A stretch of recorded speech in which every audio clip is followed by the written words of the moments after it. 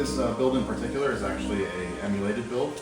So we believe that the translation layer works pretty well, and in those scenarios the performance impact is very minimal. And so we think that it'll be a good alternative for those who don't want to completely port their games over to ARM, but we obviously are willing to work with the developers that are. And so we can go ahead and move over here to Alan Wake 2. This one is actually a native ARM build that we worked with Remedy to have for this show. And from what I'm told, it's a fairly easy process to port the game over, depending on the complexity of the game, of course. But for most part, devs should have a fairly easy time porting over to ARM, and we're obviously going to be there to support them along the way.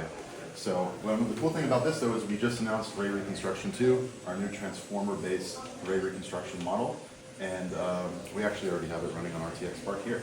So if you look at the TVs here, as I'm moving around, you see the static in the TVs, but once I stop moving, the original Ray Reconstruction model kind of thinks that's the noise that's produced by path tracing, and so it kind of wants to clean it up. But the new transformer model, it's much more intelligent. It takes in more context from the frame, and it's able to give you a much better detail. So I'm going to go ahead and switch to the new one.